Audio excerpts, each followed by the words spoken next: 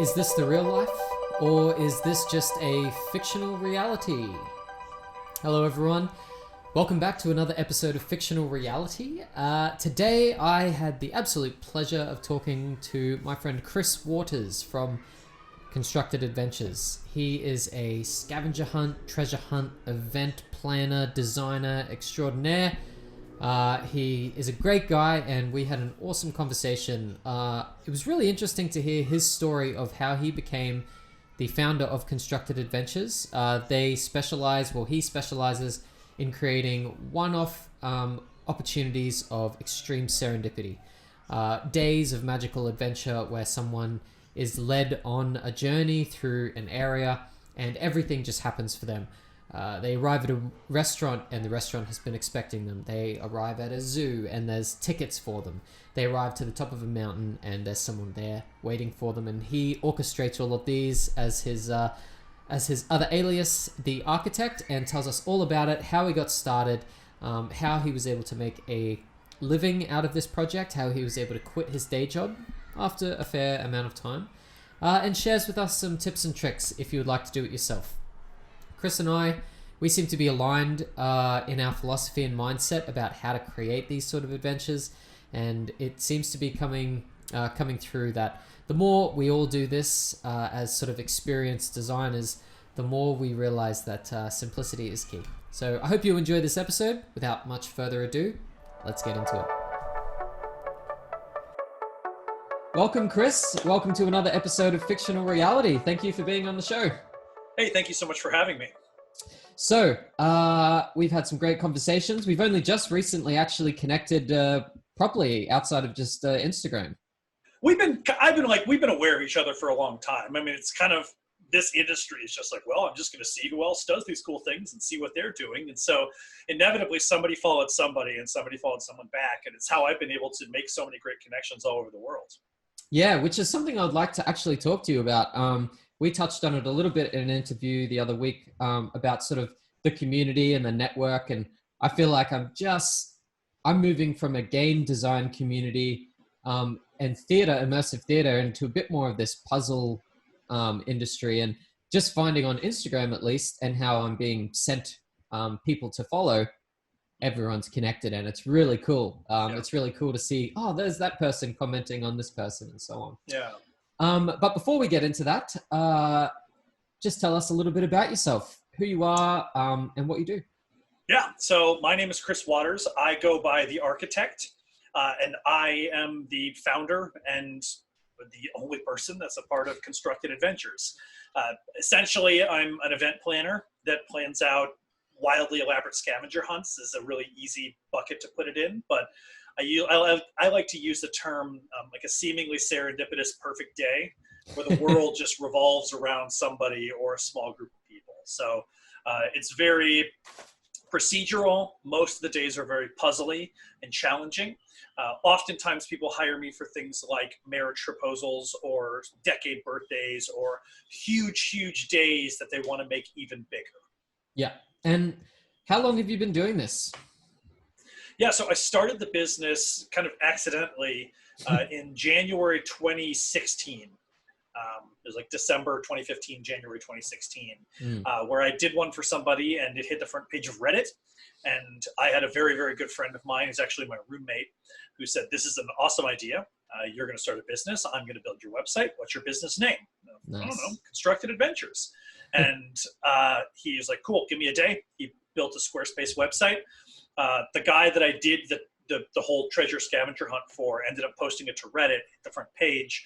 My rinky-dink website got tacked in there somewhere, and it got 11,000 hits in a night, and I started a business. Holy bejeebers. Yeah. Can you, run us through this first, I want to talk about this first experience. Run us through how you designed it, the whole story of it, and then let's do a little bit of a compare and contrast to how you do things now. Oh, man. This is great. So the background for this, you have to be familiar with a website called Reddit, which most people have at least heard of it because it's one of the more popular websites in the world. I know it's like number 7 in the United States, but I think it's like 20 or 30 worldwide. Wow. Reddit is it's basically like a gigantic message board. It deems itself as the front page of the internet. So when something goes viral, it probably hit Reddit like a week ago. A really easy example I like to give is if you're familiar with Grumpy Cat, RIP, Grumpy Cat just passed away, but Grumpy Cat was like a huge phenomenon of this like cat that just looked grumpy. And it literally started with some guy posting in, R, like Reddit aw, which is AWW, like, my neighbor's cat just always looked like he's super grumpy. And it hit the front page, and the Reddit kind of collectively lost its mind. And then it ended up making its owners millions of dollars every year. And that cat had a career. That was like, oh yeah, you saw it popping up in advertising. It was everywhere. That cat made the owners over $1 million a year in merchandise and appearances and stuff like that. That cat is the most famous cat of all time by far. Yeah. I know. The Sphinx was up there, but then Grumpy Cat Sphinx is up there, but just, yeah, exactly. It's like Bill Gates and Jeff Bezos. Like, out of the way, richest person in the world. Bezos is here. Grumpy Cat's taking over. So Reddit basically is probably millions. There's definitely hundreds of thousands of communities called subreddits. And there's a subreddit for everything. There's a subreddit for Australia. There's a subreddit for Brisbane. There's a subreddit for every rugby team, every cricket team, people that like to take pictures of corgis' butts, everything. Nintendo Switch, all things have a subreddit. And there's one called Secret Santa. And it is the Guinness Book of World Record. It's the Guinness Book of World Record largest anonymous gift exchange worldwide. About 100,000 people sign up every year. I've been doing it for years, and I've given and received some amazing things. Wow. Basically what happens is you get somebody in the world. I opt to stay within the continental United States because shipping worldwide is a pain. And then somebody else in the world gets you, and you stalk them, quote unquote, by looking at their Reddit comments. If they want to link Facebook or Twitter or Instagram or Amazon, you can. And then you just ship them a gift you think they'll like. And celebrities do it. Bill Gates does it every year. Adam Savage from Mythbusters. I know Snoop Dogg and Ellen DeGeneres every once in a while participate. Wow. And some people get some incredible things. Some people get screwed. They don't get anything. The recommended amount's $20. So I've been doing this for, like 4 or 5 years. And one year, December 2015, I get matched, and my giftee lived 21 minutes away from me. And I was like, I have a really cool opportunity to like do something for this guy. Yeah. And so I messaged him, because you can message anonymously through the platform. Basically just kind of feeling out if like he would want to do something, because some people are like, no, I don't want a stranger on the internet to interact with me. Yeah. But his profile is really filled out. He's actually kind of reminded me like of younger me. And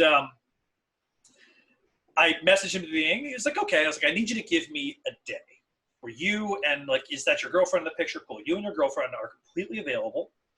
And I will tell you as much as you want to know, but I'd love to keep it a secret. And I had to talk him off the ledge a little bit, because, everybody watches too much like true crime or just like CSI, and they think everyone's out to murder them when really they're not. Yeah. And so he was like, how do I know I'm not going to get, murdered and like dumped in the desert? Like, okay, so you're telling me that I signed up for Reddit Secret Santa in hopes that out of the hundreds of thousands of people, I would get like the 50 to 100 people that probably sign up in Phoenix, Arizona. And then you would actually agree to, so it's just like the odds, people luckiest serial killer ever. Right. Yeah. Like if I want to murder someone, I could probably think of a better person to murder. And that being said, I've lived a really soft life, and I would not do well in prison.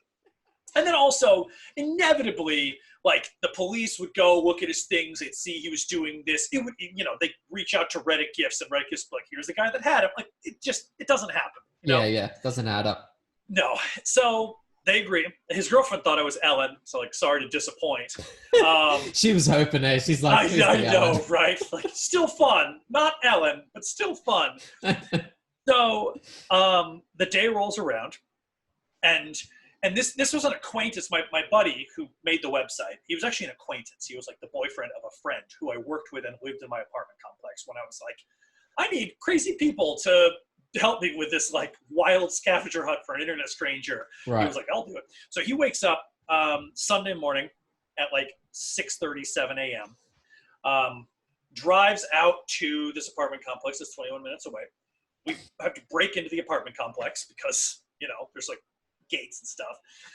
And he, at like exactly 8 a.m. on the dot, he knocks on the door, and the guy opens the door, and he was like, "Are you Mr. Royal Scotsman?" And that was the guy's like Reddit handle, the username. I was instructed to give you this. And he hands him a century-old optometrist suitcase with a bouquet of flowers on the top. And then inside the suitcase are all of these envelopes with like symbols written on them. And there's a box that's wrapped with a chain wrapped around it and a lock on it. Cool. I think that was everything. Yeah. And it essentially kicked him off on this whole like treasure hunt where, and we'll get to how I changed things. I'd had this riddle that was rattling around my head for years. And it was, he who makes it does not keep it. He who takes it does not know it. He who knows it does not want it. And he who gathers it has to bury it. And the answer is a coffin. I think it's just a really great riddle. I love that riddle. And I was like, oh, cool, I could send him to like a cemetery. And so like the first thing was like, oh, here's my number. If you get stuck, just text me. And then he opens the first one, and it's like, in hindsight, like you never send an internet stranger to a friggin' cemetery, right? Like, it's like 9 a.m. on a Sunday morning, right? Like families, it's like a nice thing. It was a nice day. It's December in Arizona, which is like perfect. The weather's perfect. Right. But there, like right at the entrance, there was this beautiful, like stone, like almost like a wall statue. And I think it was the Last Supper. It doesn't really matter what it was, but essentially go there, leave some flowers at a grave that you think deserves it, that needs it, right? Like he was kind of use these flowers to blend in, and then find the envelope there. And so they get the envelope, and inside that envelope, there was 2 tickets to the zoo, like the local zoo. And then 4 different cards, and each card at the top had a riddle that sent them to a different animal cage, like different pen where the animals were, and then an Ottendorf cipher, which they used to decode a piece of message that they used the plaques on the animal pens to decode that message. For anybody that isn't aware, an Ottendorf cipher, if you've seen the movie National Treasure, which is a great Disney family movie about stealing the Declaration of Independence, they basically steal the Declaration of Independence. Spoilers, the movie came out like 15 years ago, so if you haven't seen it, it's kind of your fault. Yeah. And that's like the first like 30, 45 minutes of the movie too. So I'm not stealing, I'm not messing anything up. But it essentially uses numbers to point to letters, and they decoded where to go, and they went to a restaurant where the server said, order whatever you want, everything's been paid for. And then they got another clue that sent them to a mirror maze, and halfway through the mirror maze, someone came up and said, are you Mr. Royal Scotsman? I was trying to give you this. And then to this local love statue, which is a famous statue in Scottsdale, to a library where they had a book number, and inside the book's another envelope, to this statue where there's a bunch of stone slabs behind it, and one of them matched like a picture on one of the envelopes that had the key. And so they opened the box, and inside the box are photos from like this local hike at the very top. And he had to go to the hike, and then he had to sing the fight song. For my school, my university is University of Arizona. His was Arizona State University, and these schools hate each other. Like the rivalry is bitter. And so of course this I was is like, just one huge troll. Yeah, just had to get one little dig in there. It's an act of extreme thoughtfulness. It cost me hundreds of dollars, but you better believe I'm not going to pass up an attempt to make an Arizona State University Sun Devil sing the Bear Down Arizona Wildcat fight song. Little tears coming out of his eyes. I know. Well, the funny part about it is I felt bad. Like I was like, I got to do it, but I feel bad. And so my friend that I stationed at the top of this mountain was an alumni of Arizona State. And so I knew he was going to let him off the hook, like 100% knew he was going to let him off the hook. And he did. It was like, bear down, Art, you're good. Here's the envelope, like, there you go. Please stop, so, please. Yeah, please stop. And so then he finally sent them to this speakeasy bar where you had to like go kind of, back around the side of the building, down some stairs and enter in. And there was like, it was like stone and dimly lit fireplace, like comfy cushions. And they sat down at the bar and ordered a drink, and I slid up next to them with like their present, which was like a nice bottle of champagne in a box wrapped as like, hey, congratulations, like you beat the adventure. Wow. And the guy that delivered the initial box was the one that was like, this is an awesome idea. I'm going to build you a website. And he did. And now we're the best of friends. And it's it's been a wild ride ever since. That is insane. Like, as your first sort of thing that you did, like, what were you doing? So constructed adventures didn't exist then. What were you doing? What was your life? I was an account manager for a software company. So I basically just got yelled at on the phones by angry customers. I know. No, sexy job, right? Yeah, I just worked. I worked a phone job, and that was kind of it. I'd worked with kids beforehand. I ran like sports leagues and teen centers and stuff like that. So I've always had that like life should be fun aspect. Yeah, right. Yeah, but then, working with kids, you don't make any money. And I was like, I want to make money. And then I worked at a software company, and I was like, I don't want to make money anymore. And so then I started my own business. And cool. Now I'm here. So start to finish, how long did this take you to both conceive and implement? Yeah. The adventure took me to 2 weeks, basically. Yeah. And it was just kind of a procedural, like, all right, cool, gonna go here. I kept getting better and better ideas. And I was like, I've already spent $200. What's $250? Yeah, okay, let's bump it to $300. Like, right. Whatever. Yeah. I played poker and I made a lot of money, and I'll just spend all my winnings. I'll spend all my friends' money on this internet stranger. So yeah, were you asking that one or from there to where I am now? No, just for that experience. So it was about 2 weeks and $500 or something like that. Yeah, it was probably, I'm trying to think, like, just the at cost was probably $200 or $300, because like you got to factor in, like, suitcase was a gift, but it was probably 20 or 30 bucks. Yeah. Envelopes and ink and stuff. I had a friend that did calligraphy, and so I did a favor for her, and she did the calligraphy work. And then the chain and the box, and just the materials are probably like 50 to 100. Yeah. Zoo, I know, for 2 people plus me to scout was like, they're 50 to 100. Mm-hmm. Lunch was 30 or 40 or 50. Mirror maze was like, 20, 30, 40. It's like kind of adding up, probably $300 to $500. Yeah.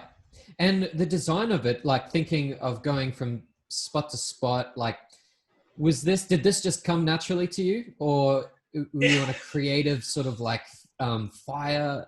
Yeah, it was just the goal. And it's kind of the same way that I work now, where I just wanted to send him to the coolest places I could.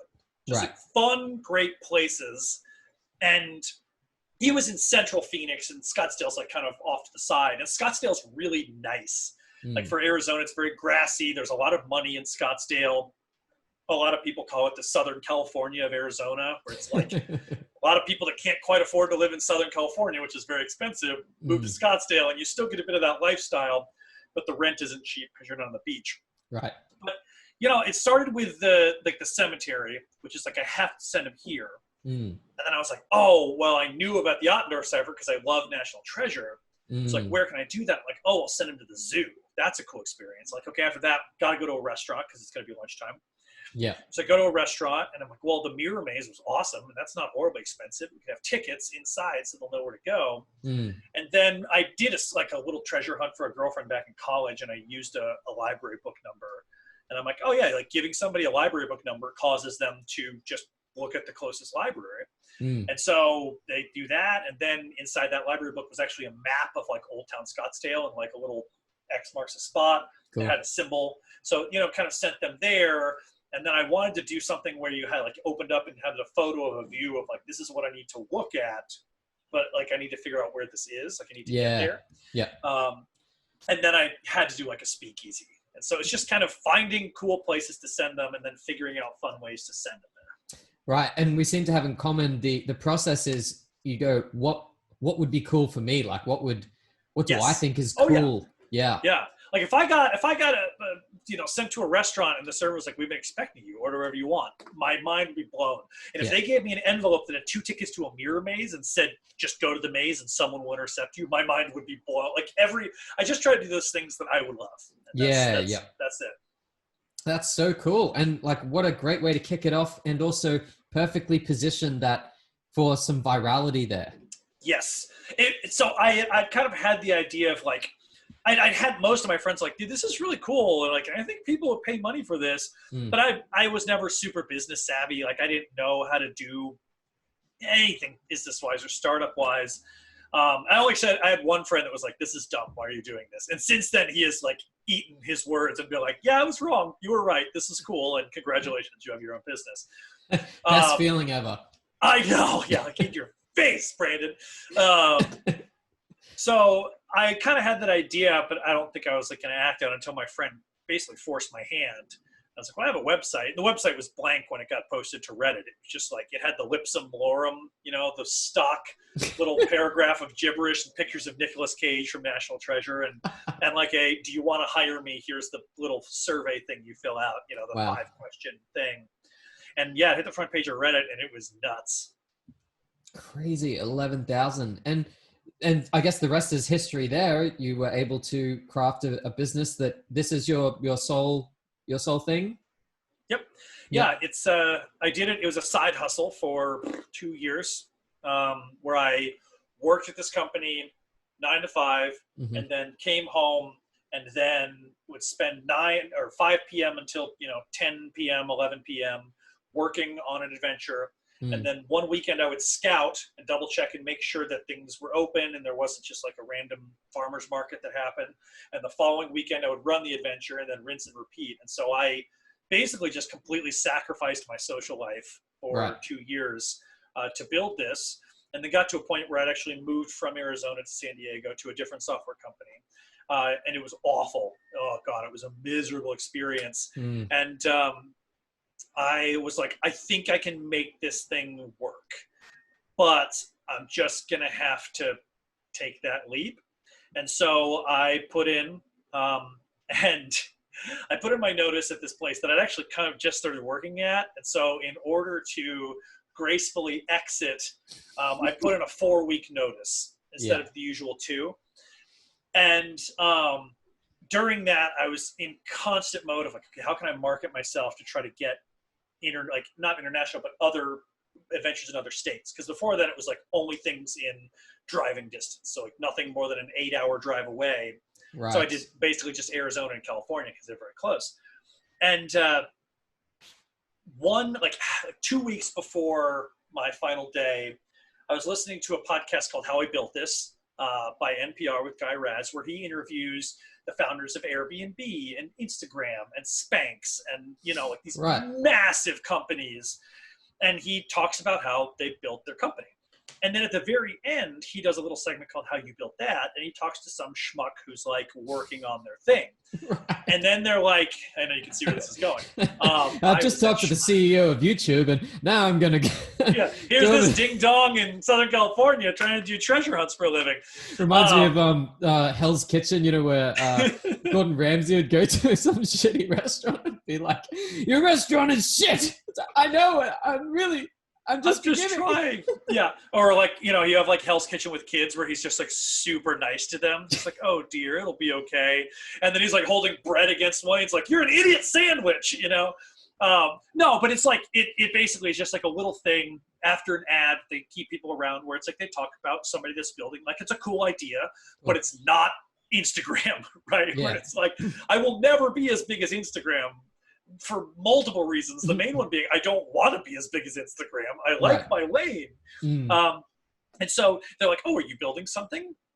Fill out our Google survey. And I was like, all right, whatever. I'll fill this thing out. It's like 10 questions. And so I filled it out. And the next day I got a call on my Constructed Adventures line. I have a Google Voice call. So whenever somebody calls my phone, like Constructed Adventures pops up on my phone. So I know that I pick it up, right? Unlike, I don't know what this random number is. I'm just going to, no, it's like this gets precedence over whatever I'm doing. So I was in between, calls for my company that I was leaving. And I picked it up and it was like, hi, I'm, somebody who's the intern with NPR Planet Money. I'd love to chat with you about your story. And so it's like, hey, can I call you back in 30 minutes? It's my lunch break. And so I called her back and I gave her the whole story, the origin of this business and how I'm quitting my 9 to 5 to do this full time. And she's like, okay, cool. I'm going to pitch this to Neva Grant, who's the producer, the editor of How I Built This. And for reference to it, How I Built This is like the 8th most popular podcast on iTunes. It is very, very popular. It is one of the most listened to ones. So it's not like a smaller one. And 45 minutes later, I get a call from the Constructed Adventures thing. Oh, sorry. The intern said, I'm going to pitch this to Neva Grant. And if she likes it, we'll probably call you back in like a week or 2. Right. And 45 minutes later, I get a call, and it's Neva, and she's like, tell me the entire story again. And so I Wow. tell her the story, and she was like, okay, this is fascinating. We just had the person we were going to talk to this Sunday drop out. How soon can you do an interview? And I was like, how soon can you record me? And Yeah. so the next morning I wake up, it's a Wednesday morning. I had to wake up at 5 a.m. because I'm on Pacific time and they're 3 hours ahead on Eastern time. Right. And I had an old phone with a recording up to one ear, and I have my current phone up to my other ear in the one part of my apartment that got cell service, like right Oh, no. by the door. You're kidding. And so I have like my laptop and all the list of the adventures I've done and all these notes and stuff, as I can't look at anything. I have to try to type with my feet. So I'm holding two phones against either ear. And we have a great like hour and a half long conversation. Mhm. I was a journalism major, so I focused on journalism in university. And so it's helped me because I know what journalists want to hear. Like I know what sound bites they want. They want the emotion. They want the strife. They want a story. Yeah. And so then they're like, okay, we'll drop the episode this Sunday. We'll let you know when you can post about it, but not yet because we might have to push it for various things. But then that Sunday night, it dropped at midnight. And of course, I immediately skipped ahead. It was the Wendy Kopp who did Teach for America. It was that episode, and that was the end. And it was great. I was really nervous for some reason that they were going to paint me in like a bad light. Like, you know how everybody just finds a negative thing? It's like, no, of course they're not going to do that. But in my brain, Cut out single words. I am a serial like this killer. guy, like, or no, even just like, look at this idiot, like trying to do this. He'll never do it. But no, like, Right. it's for entrepreneurs. Like, they're going to be like constructive. So, it dropped. And I remember, because I actually talked about like soul-crushing job. I'm leaving my soul-crushing job. I didn't mention the company. Classic underdog tale. I know, right? And I had a couple people in the office, friends, that knew that I was on it. And so I walk into the office and they're like, and I'm like, oh. And then nothing happened until about lunchtime. And lunchtime, I was like, oh, I'll just go on Constructed Adventures, look at the analytics on the page. And like the site traffic was like doing this. It was just like skyrocketing. Right. And then I started getting calls, just like the phone was going off. And so here I am, the Monday of my final week, trying to gracefully leave this company, talk to all the clients I worked with and hand them off to other account managers. Mm-hmm. All the while I'm trying to like grab as much business as possible. and it was always just like, hi, you literally heard Guy Raz say like, I'm still working. So let me just get this, I'll call you. And so I'd get off work and just like call, essentially just scheduling longer calls for the next week. Yeah. And then finished it, like left the company.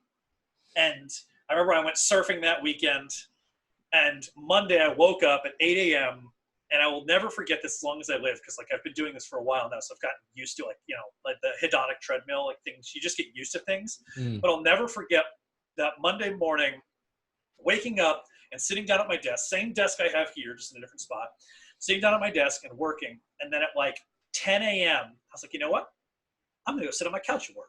And I just grabbed my computer, and now I'm sitting on my couch and working. And that feeling of like, I can kind of do whatever I want. Like I am the master of my fate. I am the captain of my soul. Yeah, right. That feeling it's so good. So even when I wake up now and I'm like, oh, I've got to go fly to this and do this. And I'm like, no, like this is amazing. Like, don't forget that time that, you were amazed by just moving from your kitchen or your office chair to your couch in your living room. And look, that's a simple gesture, but what it sort of represents and the freedom that you have to do that is sort of says, I'm in charge of what I do and how I live now. And if that means I'm going to move, 6 feet or 10 feet to another part of the room, I didn't have that freedom before. And I didn't even think about that as a freedom when you work in a job or something like that, where you're told to sit in a certain place. So yeah, it represents something quite major. It's tricky because there's definitely pros and cons, and entrepreneurialism and having your own business is not for everybody. I have friends that early on I was like, you should start a business. And she's like, listen, I'm a nurse practitioner. Like I make great money. I get to take tons of time off. I'm happy. I'm like, okay, fair enough. Mm-hmm. And so sometimes I'll have that where I'll miss Friday nights. It's like, okay, cool, we're off work, we're all going to go have beers. Like that doesn't exist anymore because it all just kind of blends. Like there's always something I can be doing. There's always work that can be done. Where when I worked in a software company, it was like, no, I'd clock out, my computer stayed there. I was not allowed to work off hours or allowed to do this. And so I miss a little bit of that, but I don't miss waking up to an alarm. I haven't had to wake up to an alarm for a long time, at least not steadily, every once in a while. I don't miss, having an idea and not being able to do it because there's 3 other people that somehow don't like it. And man, that's what I love the most as well and I sort of feel like it isn't for everyone. And sometimes, because I know sometimes I get like, oh God, I just wish I could just rock up to a job, get paid, do my thing and shut walk my brain away. off. You do want that sometimes. But then I think, and I like entertain the idea of going back to that. And it's like, but I can't, even if I want to, I can't, because I know what I'll do. I will be in that job and I will start thinking about things I would like to do. And before I know it, I'll be like, oh, sorry guys, I got to leave. I got to go and do my thing. And I'll just be right back in this position. So might as well embrace it. And build what you have, right? The business side of things. And speaking of building, so we're 4 years on now. You already had a pretty awesome, like first, I'll call it a treasure hunt if you don't mind. It's fine. That's what I call it. A treasure hunt for this Reddit Secret Santa that was really awesome. It had all of the key things of a treasure hunt. What has changed in your? So I want to talk about experience design. What has changed in your design process now when you go about making a treasure hunt for someone? It's a lot more careful and a lot more like. And I'm actually going to be, the next YouTube video I release, like shameless plug, is about the basic formula that I use to build an adventure. So everything has gotten a lot more refined. And I've made a lot of mistakes and I've done a lot of things that have worked really well.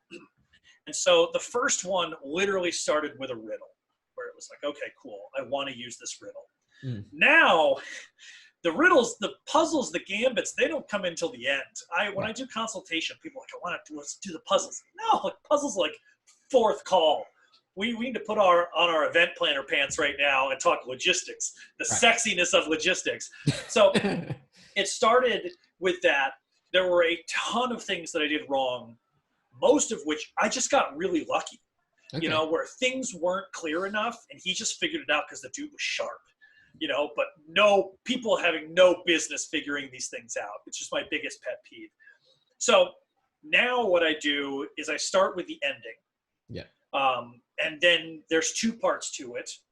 There's 3. There's the location of the ending, where it's going to end, like the actual physical location. That includes time and place. And then the purpose of the whole thing. What is the actual legitimate purpose? In this case, it was to give this guy a present, to have him find a present. And then what is the perceived purpose? Which in this case was the same, right? The purpose was to find his present. The perceived purpose was to find his present. It is not the same when you're doing a marriage proposal. You cannot give that first envelope and be like, hey, honey, I'm going to propose to you tonight, but you have to find out where. I mean, you could. It would actually be really meta, and I would be all about that. But for the most part, you need to have that reason why they're doing all of these things anyway. Here, honey, I got you something, but you have to find the gift. Here, honey, here's a box, but you need to get the key. Or you're a secret agent and you need to follow this operative. There has to be that perceived purpose because you're never going to tell someone that they're getting a surprise birthday party or that they're getting proposed to. So did I see something that the perceived purpose was that they were testing out an adventure, like an outdoor adventure company or something? Yeah, that was one of them where we literally lied to her and said that we have family friends that are starting a scavenger hunt company, which there are a decent amount of them and they're awesome. They're effectively escape room outdoors where like you are doing the same game that lots of other people play. I think it's a little bit different from what I do because mine is very like for the person. And so that was fun because it started where that's what they thought. And literally there were 3 groups, her and her husband who had hired me, like her mom and dad, and like I think her brother and sister, and they all got 3 separate envelopes that all looked the same but had different like things on them. And the moment the other 2 groups went to their thing, they just knew like there was nothing there, and they double back, and they would just get out of the picture. But Right. slowly that day changed, because I think the whole point was like, you'll be referred to as the historians. It was in Pittsburgh, Pennsylvania, which is where George Washington had like a base. The first president of the United States had like a military base there. Mm. And so I used that history, and the whole point was like, there was some heirloom left behind by George Washington, which was well guarded by the Freemasons, and it was a very national treasure-esque thing. Yeah. But what happened was, slowly but surely, the envelopes went from saying like the historians on them to Jorge and Clara, and like the wax went from being red and gold to like her favorite color. And the verbiage shifted from being this thing, where it's like all of a sudden, like they're on a boat that's waiting for them. And like, that's not something that happens in most like pre-built treasure hunts, right? Like a private boat sailing you around the river.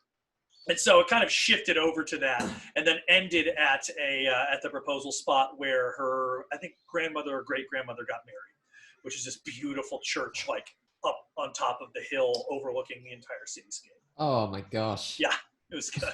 What was his name? Jorge? Jorge, yeah. Jorge, yeah. Legend.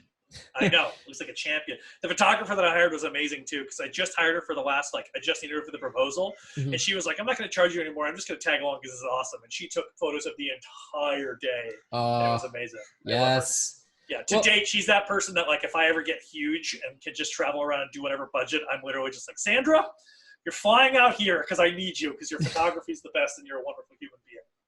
Man, when you get the photography, even if it's just photography from the players or whatever, it's just like, thank you so much. This is the best stuff ever.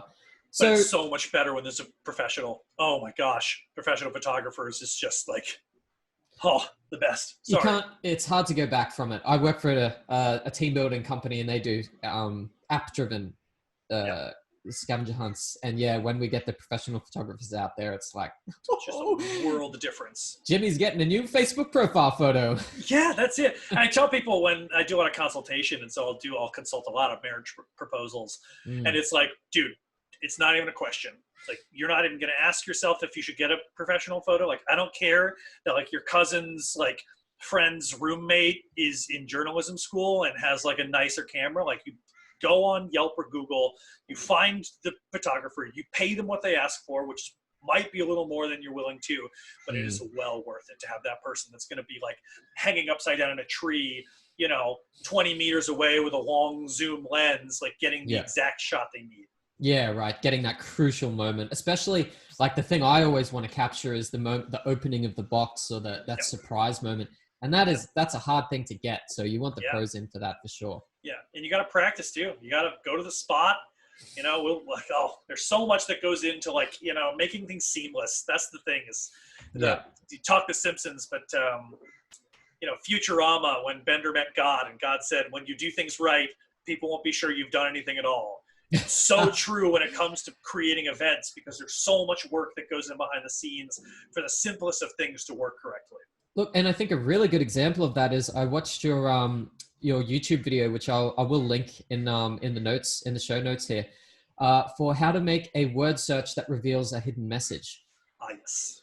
And that is, the player experience of that is very simple, and I think it's got a great reveal to it, because you just look for all these words, and then all of a sudden the secret message appears out of the leftover letters.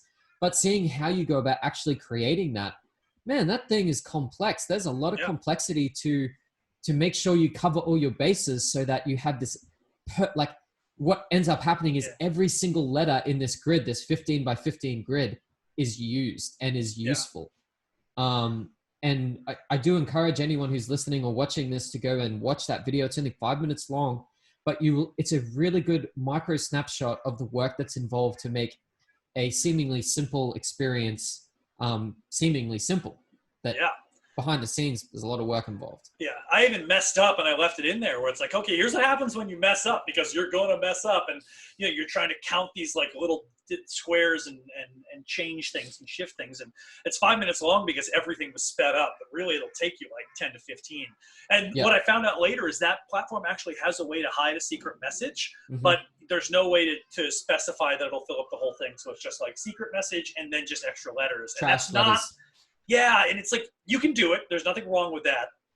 But for me, if you're paying me, and if my pride is on the line, it's going to be perfect. It's going to be exactly like the presentation is so important.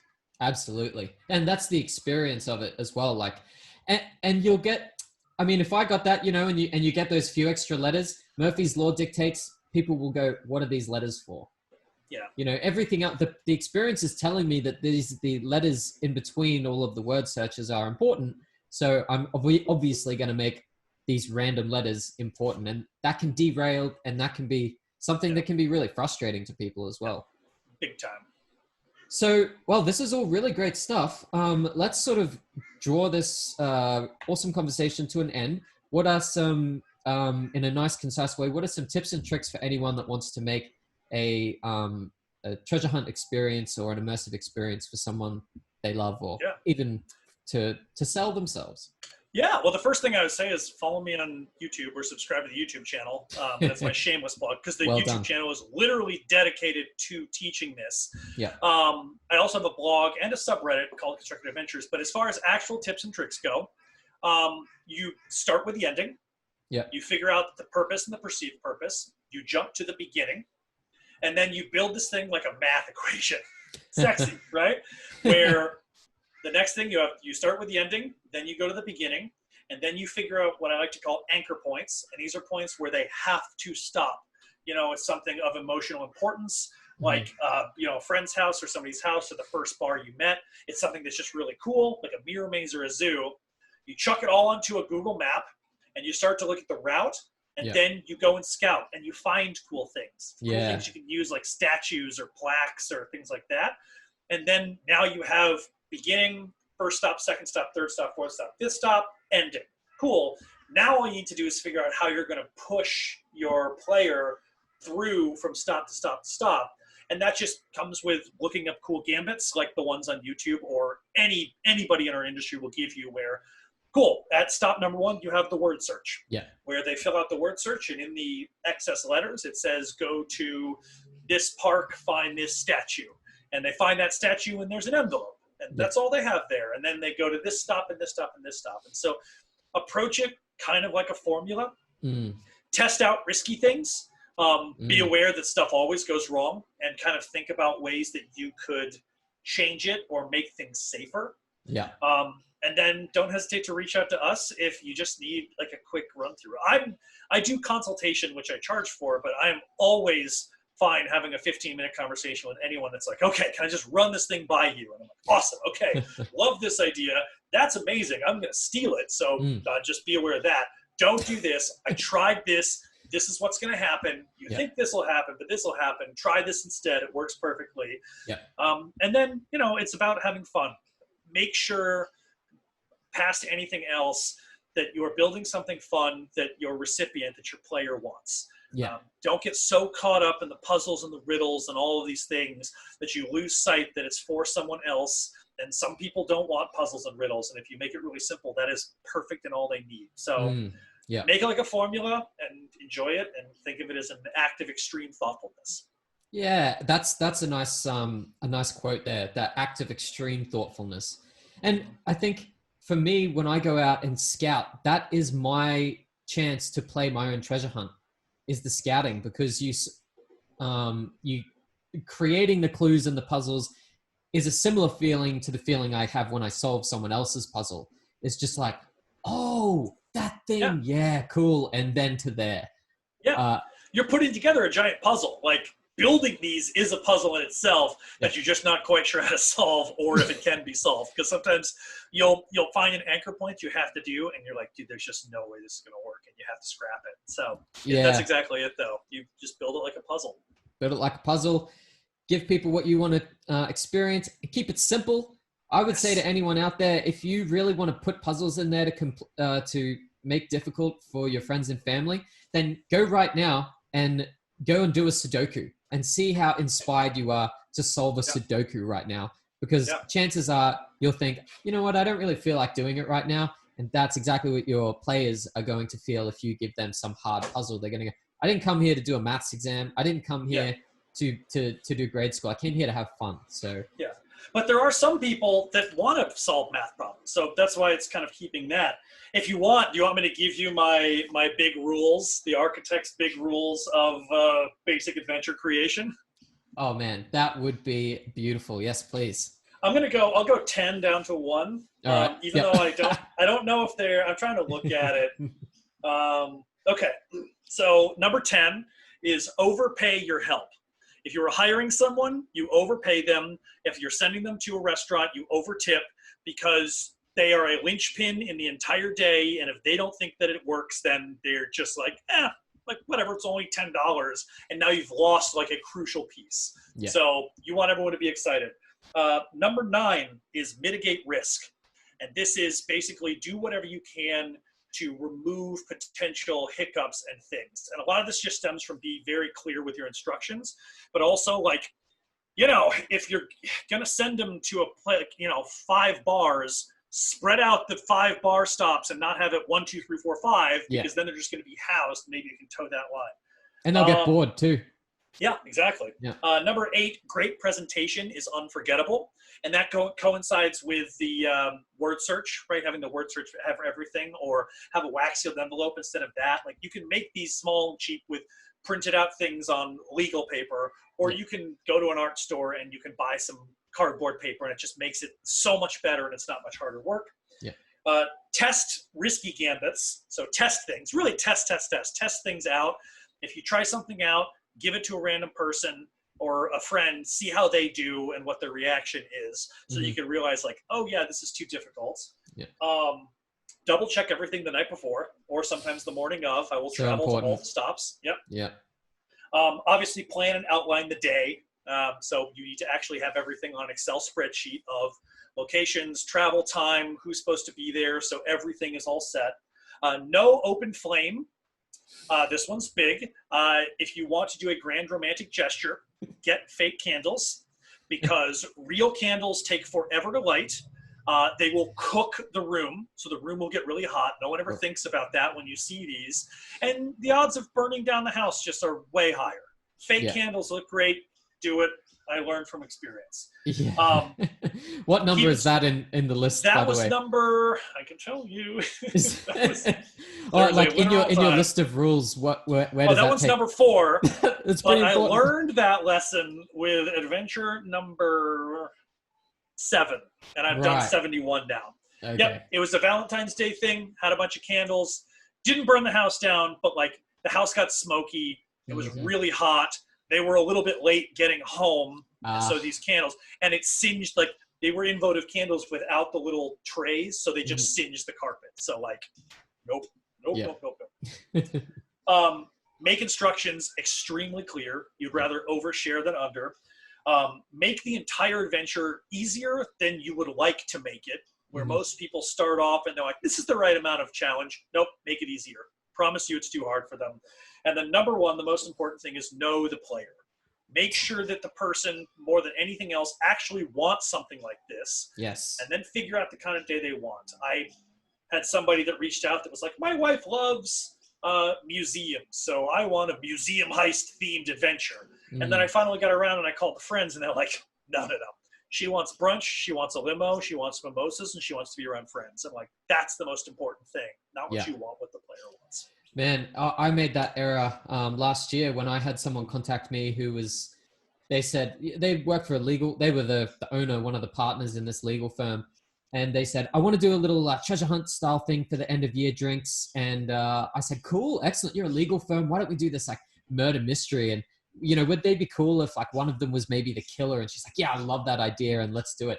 And so, of course, I made this like mystery about this death, and they had to find where the body was found and a clue there and all this stuff. Went to all this effort, loved it. I loved making it, I'll say. Yeah. And then I got there on the day to deliver them their envelopes, and one of them was the killer, and they all sort of had to figure out who of them was the killer. I get there. They're in drink dresses. They're in high heels.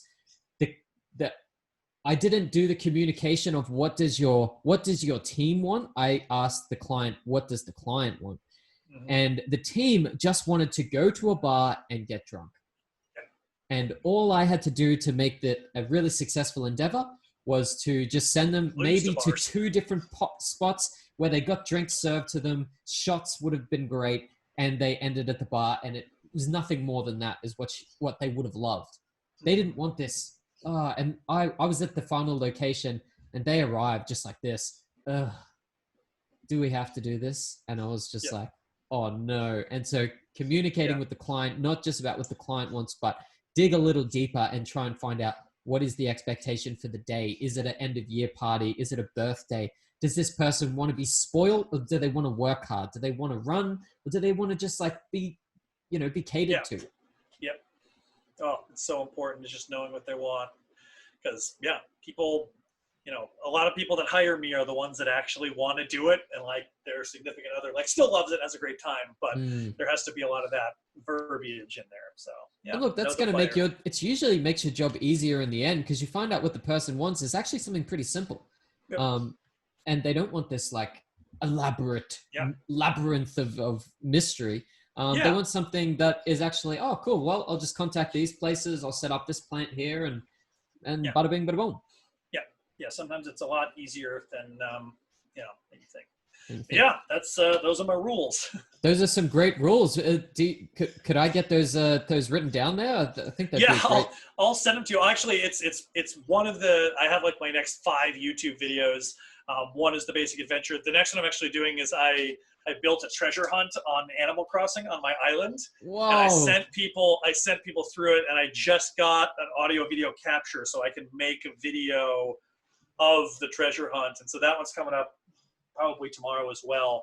But I am going to do a video on my, the architect's top 10 rules of building a treasure scavenger hunt and why. And so I'll definitely make sure that I get you just the written list, but please, that would be great. Well, for anyone listening on Spotify, just check the show notes. If you're watching this on YouTube, just down below, you'll see the link to Chris's channel there. Definitely worth a check out if you are interested in anything we've been saying right now, or take it from a professional themselves about how to make a treasure hunt. So look, Chris, thank you for coming on. It's been another excellent conversation.